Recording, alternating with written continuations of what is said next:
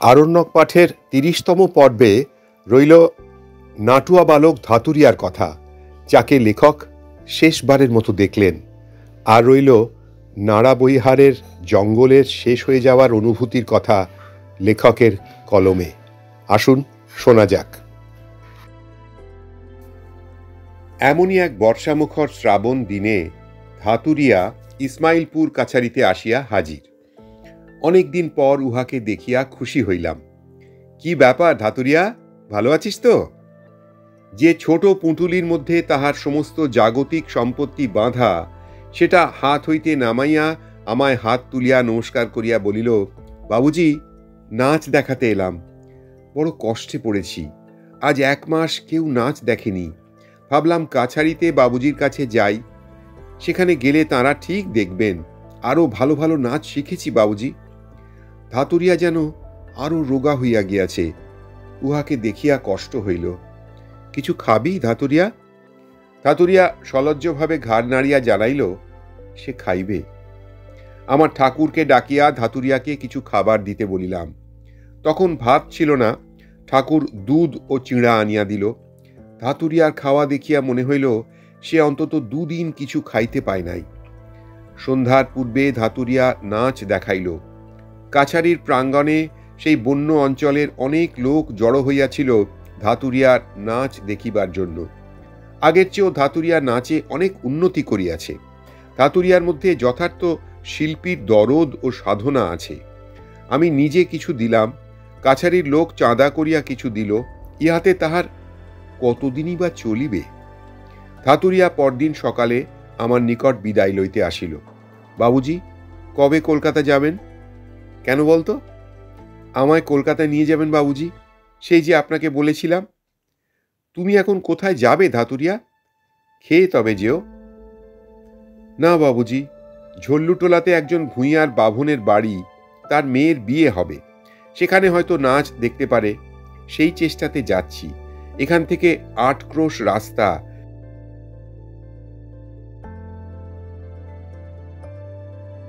এখন রওনা হলে বিকেল নাগাদ পৌঁছব। ধাতুরিয়াকে ছাড়িয়া দিতে মন সরে না। বলিলাম, কাছারিতে যদি কিছু জমি দিই তবে এখানে থাকতে পারবে? চাষবাস করো, থাকো না কেন? মটুকনাথ পণ্ডিতেরও দেখিলাম খুব ভালো লাগিয়াছে ধাতুরিয়াকে। তাহার ইচ্ছা ধাতুরিয়াকে সে টোলের ছাত্র করিয়া লয়। বলিল, বলুন না ওকে বাবুজি, 2 বছরের মধ্যে মুগ্ধবোধ শেষ করিয়ে দেব, ও থাকুক এখানে।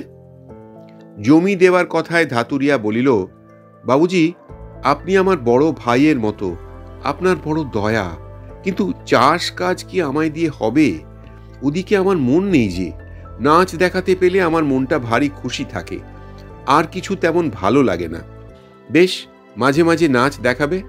চাষ করলে তো জমির সঙ্গে তোমায় কেউ শেকল দিয়ে বেঁধে রাখবে না। ধাতুরিয়া খুব খুশি হইল। বলিল, আপনি যা বলবেন আমি তা শুনব। আপনাকে বড় ভালো লাগে বাবুজি। আমি ঝল্লুটোলা থেকে ঘুরে আসি, আপনার এখানেই আসব। মটুকনাথ পণ্ডিত বলিল, আর সেই সময় তোমাকে টোলেও ঢুকিয়ে নেব। তুমি না হয় রাত্রে এসে পড়ো আমার কাছে। মূর্খ থাকা কিছু নয়, কিছু ব্যাকরণ, কিছু কাব্য লব্জ রাখা দরকার। ধাতুরিয়া তাহার পর বসিয়া বসিয়া নৃত্যশিল্পের বিষয় নানা কথা কি সব বলিল, আমি তত বুঝিলাম না। পূর্ণিয়ার হো হো নাচের ভঙ্গির সঙ্গে ধরমপুর অঞ্চলের ওই শ্রেণীর নাচের কি তফাৎ, সে নিজে নূতন কি একটা হাতের মুদ্রা প্রবর্তন করিয়াছে, এই সব ধরনের কথা। বাবুজি, আপনি বালিয়া জেলায় ছট পরবের সময় মেয়েদের নাচ দেখেছেন? ওর সঙ্গে ছক্করবাজি নাচের বেশ মিল থাকে একটা জায়গায়। আপনাদের দেশে নাচ কেমন হয়? আমি তাহাকে গত বৎসর ফসলের মেলায় দৃষ্ট ননিচোর নাটুয়ার নাচের কথা বলিলাম। ধাতুরিয়া হাসিয়া বলিল, ও কিছু না বাবুজি, ও মুঙ্গেরের গেঁয়ো নাচ, গাঙ্গতাদের খুশি করবার নাচ। ওর মধ্যে খাঁটি জিনিস কিছু নেই, ও তো সোজা। বলিলাম, তুমি জানো? নেচে দেখাও তো। ধাতুরিয়া দেখিলাম নিজের শাস্ত্রে বেশ অভিজ্ঞ। ননিচোর নাটুয়ার নাচ সত্যই সে চমৎকার নাচিল। সেই খুঁতখুঁত করিয়া ছেলে মানুষের মতো কান্না, সেই চোরা ননি বিতরণ করিবার ভঙ্গি, সেই সব। তাহাকে আরও মানাইল এই জন্য যে সে সত্যই বালক। ধাতুরিয়া বিদায় লইয়া চলিয়া গেল। যাইবার সময় বলিল, এত মেহেরবানি যখন করলেন বাবুজি, একবার কলকাতায় কেন নিয়ে চলুন না, ওখানে নাচের আদর আছে। এই ধাতুরিয়ার সহিত আমার শেষ দেখা। মাস 2 পরে শোনা গেল বিএনডব্লিউ রেল লাইনের কাটারিয়া স্টেশনের অদূরে লাইনের ওপর একটি বালকের মৃতদেহ পাওয়া যায়। নাটুয়া বালক ধাতুরিয়ার মৃতদেহ বলিয়া সকলে চিনিয়াছে। ইহা আত্মহত্যা কি দুর্ঘটনা তাহা বলিতে পারিব না। আত্মহত্যা হইলে কি দুঃখেই বা সে আত্মহত্যা করিল। সেই বন্য অঞ্চলে 2 বছর কাটাইবার সময় যতগুলি নরনারী সংস্পর্শে আসিয়াছিলাম, তার মধ্যে ধাতুরিয়া ছিল সম্পূর্ণ ভিন্ন প্রকৃতির। তাহার মধ্যে যে একটি নির্লোভ, সদা চঞ্চল, সদানন্দ, অবৈষয়িক খাঁটি শিল্পী মনের সাক্ষাৎ পাইয়াছিলাম, শুধু সে বন্য দেশ কেন, সভ্য অঞ্চলের মানুষের মধ্যেও তার সুলভ নয়।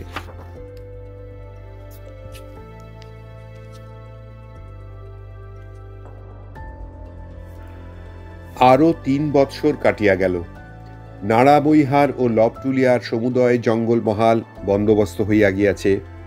এখন আর কোথাও পূর্বের মতো বন নাই। প্রকৃতি কত বৎসর ধরিয়া নির্জনে নিভৃতে যে কুঞ্জ রচনা করিয়া রাখিয়াছিল, কত কেউঝাঁকা নিভৃত লতা বিতান, কত স্বপ্নভূমি জনমজুরেরা নির্বম হাতে সব কাটিয়া উড়াইয়া দিল। যাহা গড়িয়া উঠিয়াছিল 50 বৎসরে, তাহা গেল এক দিনে। এখন কোথাও আর সে রহস্যময় দুর্বিসর্পী প্রান্তর নাই। জ্যোৎস্নালোকিত রাত্রিতে যেখানে মায়াপরীরা নামিত, মহিষের দেবতা দয়ালু টাঁড়বাড়ো হাত তুলিয়া দাঁড়াইয়া বন্য মহিষ দলকে ধ্বংস হইতে রক্ষা করিত। নাড়াবৈহারের নাম ঘুচিয়া গিয়াছে। লবটুলিয়া এখন একটি বস্তি মাত্র। যেদিকে চোখ যায় শুধু চালে চালে লাগানো অপকৃষ্ট খোলার ঘর, কোথাও বা কাশের ঘর, ঘন ঘিঞ্জি বসতি, টোলায় টোলায় ভাগ করা, ফাঁকা জায়গায় শুধুই ফসলের ক্ষেত। এতটুকু ক্ষেতের চারিদিকে ফণিমনসার বেড়া। ধরণীর মুক্তরূপ ইহারা কাটিয়া টুকরা টুকরা করিয়া নষ্ট করিয়া দিয়াছে।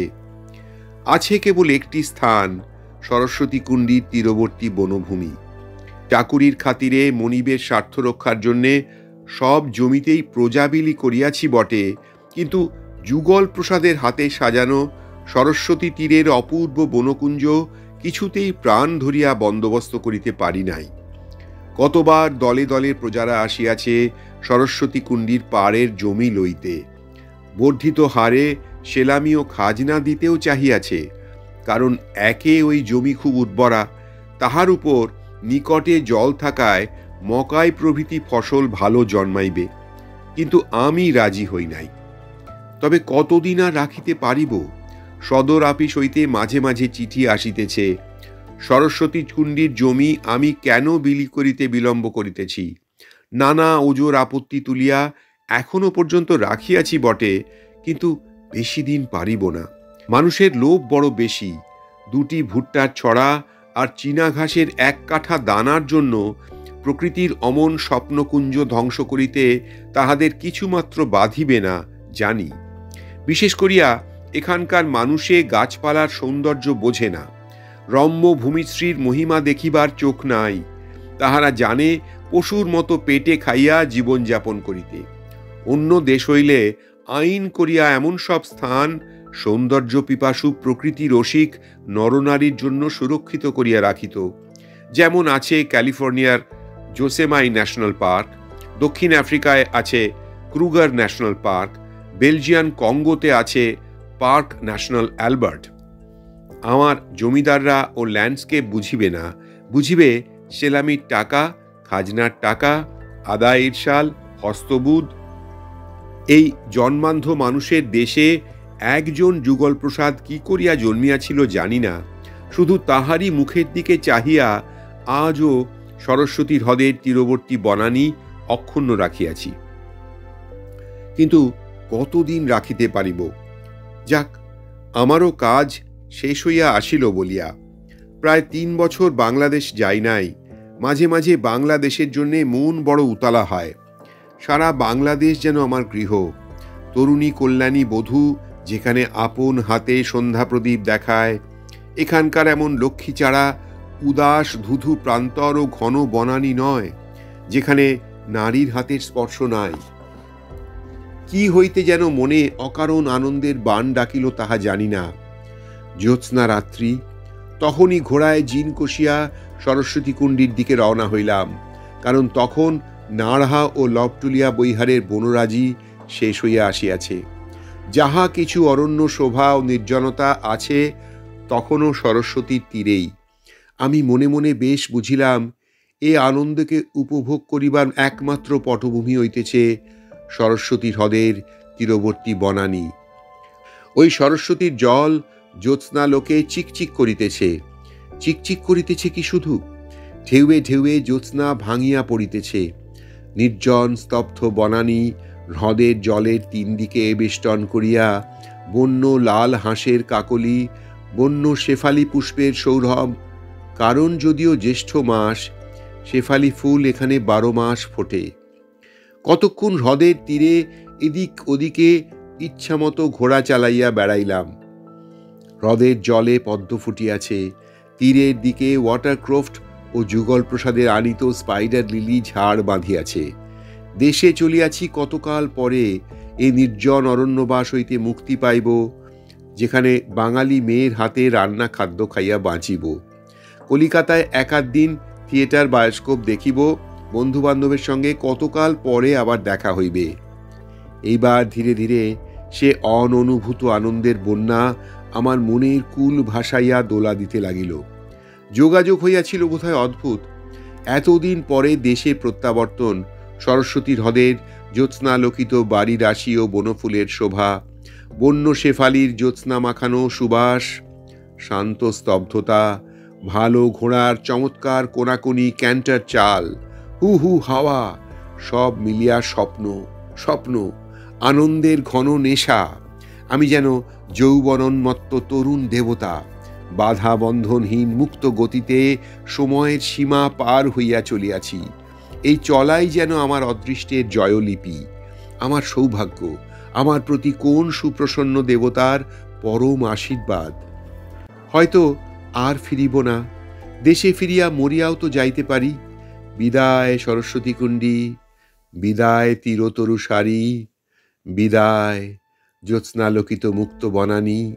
কলিকাতার কোলাহল মুখর রাজপথে দাঁড়াইয়া তোমার কথা মনে পড়িবে, বিস্তৃত জীবন দিনের বিনার অনতিস্পষ্ট ঝঙ্কারের মতো। মনে পড়িবে যুগল প্রসাদের আনা গাছগুলির কথা, জলের ধারে স্পাইডার লিলি ও পদ্মের বন, তোমার বনের নিবিড় ডালপালার মধ্যে স্তব্ধ মধ্যাহ্নে ঘুঘুর ডাক, অস্তমেঘের ছায়ায় রাঙা ময়না কাঁটার গুঁড়ি ও ডাল, তোমার নীল জলের উপরকার নীল আকাশে উড়ন্ত সিল্লি ও লাল হাঁসের শাড়ি, জলের ধারের নরম কাদার উপরে হরিণ শিশুর পদচিহ্ন, নির্জনতা, সুগভীর নির্জনতা। বিদায় সরস্বতী কুণ্ডী। ফিরিবার পথে দেখি সরস্বতী হ্রদের বন হইতে বাহির হইয়া মাইল খানেক দূরে একটা জায়গায় বন কাটিয়া একখানা ঘর বসাইয়া মানুষ বাস করিতেছে। এই জায়গাটার নাম হইয়াছে নয়া লবটুলিয়া, যেমন নিউ সাউথ ওয়েলস বা নিউ ইয়র্ক।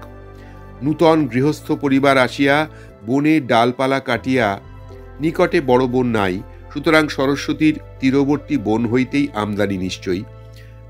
ঘাসের ছাওয়া 3-4খানা নিচু নিচু খুপড়ি বাঁধিয়াছে।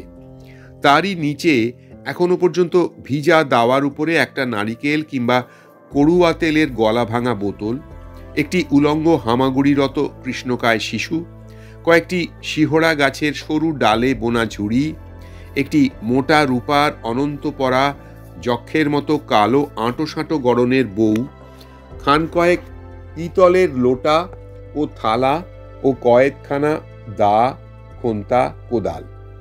ইহাই লইয়া ইহারা প্রায় সবাই সংসার করে। শুধু লবটুলিয়া কেন, ইসমাইলপুর ও নাড়া বৈহারে সর্বত্রই এই রূপ। কোথা হইতে উঠিয়া আসিয়াছে তাই ভাবি। ভদ্রাসন নাই, পৈতৃক ভিটা নাই, গ্রামের মায়া নাই, প্রতিবেশীর স্নেহ মমতা নাই। আজ ইসমাইলপুরের বনে, কাল মুঙ্গেরের দিয়ারা চরে, পরশু জয়ন্তী পাহাড়ের নিচে তরাই ভূমিতে। সর্বত্রই ইহাদের গতি, সর্বত্রই ইহাদের ঘর। পরিচিত কণ্ঠের আওয়াজ পাইয়া দেখি রাজু পাড়ে এই ধরনের একটি গৃহস্থ বাড়িতে বসিয়া ধর্মতত্ত্ব আলোচনা করিতেছে। উহাকে দেখিয়া ঘোড়া হইতে নামিলাম। আমায় সবাই মিলিয়া খাতির করিয়া বসাইল। রাজুকে জিজ্ঞাসা করিয়া জানিলাম সে এখানে কবিরাজি করিতে আসিয়াছিল। ভিজিট পাইয়াছে 4 কাঠা জব এবং নগদ 8 পয়সা। ইহাতেই সে মহা খুশি হইয়া ইহাদের সহিত আসর জমাইয়া দার্শনিক তত্ত্ব আলোচনা জড়িয়া দিয়াছে। আমায় বলিল, বসুন, একটা কথার মীমাংসা করে দিন তো বাবুজি। আচ্ছা, পৃথিবীর কি শেষ আছে? আমি তো এদের বলছি বাবু, যেমন আকাশের শেষ নেই, পৃথিবীরও তেমনি শেষ নেই। কেমন, তাই না বাবুজি? বেড়াইতে আসিয়া এমন গুরুতর জটিল বৈজ্ঞানিক তত্ত্বের সম্মুখীন হইতে হইবে তাহা ভাবি নাই। রাজু পাড়ের দার্শনিক মন সর্বদাই জটিল তত্ত্ব লইয়া কারবার করে জানি, এবং ইহাও জানি যে ইহাদের সমাধানে সে সর্বদাই মৌলিক চিন্তার পরিচয় দিয়া আসিতেছে। যেমন রামধনু উইয়ের ঢিবি হইতে জন্মায়, নক্ষত্রদল জমের চর, মানুষ কি পরিমাণে বাড়িতেছে তাহাই সরেজমিনে তদারক করিবার জন্যে জম কর্তৃক উহারা প্রেরিত হয়, ইত্যাদি। পৃথিবী তত্ত্ব যতটা আমার জানা আছে বুঝাইয়া বলিতে রাজু বলিল, কেন, সূর্য পূর্ব দিকে ওঠে, পশ্চিমে অস্ত যায়। আচ্ছা, কোন সাগর থেকে সূর্য উঠে আর কোন সাগরে নামছে এর কেউ নিরাকরণ করতে পেরেছে? রাজু সংস্কৃত পড়িয়াছে, নিরাকরণ কথাটা ব্যবহার করাতে গাঙ্গতা গৃহস্থ ও তাহার পরিবারবর্গ সপ্রশংস ও বিমুগ্ধ দৃষ্টিতে রাজুর দিকে চাহিয়া রহিল, এবং সঙ্গে সঙ্গে ইহাও ভাবিল, ইংরেজি নবিশ বাঙালি বাবুকে কবিরাজ মশাই একেবারে কি অথই জলে টানিয়া লইয়া ফেলিয়াছে। বাঙালি বাবু এবার হাবুডুবু খাইয়া মরিল দেখিতেছি। বললাম, রাজু, তোমার চোখের ভুল, সূর্য কোথাও যায় না, এক জায়গায় স্থির আছে। রাজু আমার মুখের দিকে অবাক হইয়া চাহিয়া রহিল। গাঙ্গতার দল হা হা করিয়া তাচ্ছিল্যে সুরে হাসিয়া উঠিল। হায় গ্যালিলিও, এই নাস্তিক বিচার মূঢ় পৃথিবীতেই তুমি কারারুদ্ধ হইয়াছিলে। বিস্ময়ের প্রথম রেশ কাটিয়া গেলে রাজু আমায় বলিল, সুরজ নারায়ণও পূর্বে উদয় পাহাড়ে ওঠেন না বা পশ্চিম সমুদ্রে অস্ত যান না? বলিলাম, না। এ কথা ইংরেজি বইতে লিখেছে? হ্যাঁ। জ্ঞান মানুষকে সত্যই সাহসী করে। যে শান্ত নিরীহ রাজু পাড়ের মুখে কখনো উঁচু স্বরে কথা শুনি নাই, সে সতেজে সদর্পে বলিল, ছুট বাত বাবুজি, উদয় পাহাড়ের যে গুহা থেকে সুরজ নারায়ণ রোজ ওঠেন, সে গুহা একবার মুঙ্গেরের এক সাধু দেখে এসেছিলেন। অনেক দূর হেঁটে যেতে হয়। পূর্ব দিকের একেবারে সীমানায় যে পাহাড়, গুহার মুখে মস্ত পাথরের দরজা, ওর অভ্রের রথ থাকে সেই গুহার মধ্যে। যে সে কি তা দেখতে পায় হুজুর? বড় বড় সাধু মহান্ত দেখেন। ওই সাধু অভ্রের রথের একটা কুচি এনেছিলেন, এই এত বড় চকচকে অভ্র।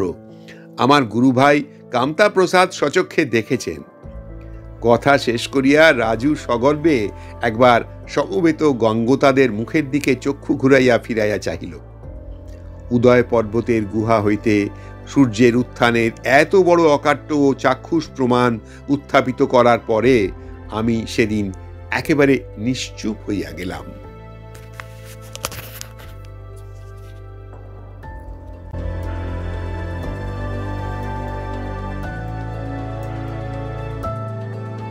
শেষ করলাম আমার আজকের পাঠ। আশা করি আপনাদের এই অংশটি ভালো লেগেছে। লেখক তার অনুকরণীয় ভঙ্গিতে তার মনের এই অদ্ভুত অনুভূতির কথা আমাদের সঙ্গে ভাগ করে নিয়েছেন। এ আমাদের পরম সৌভাগ্য। আবার ফিরে আসব পরবর্তী পর্ব নিয়ে। সবাই খুব ভালো থাকবেন। নমস্কার।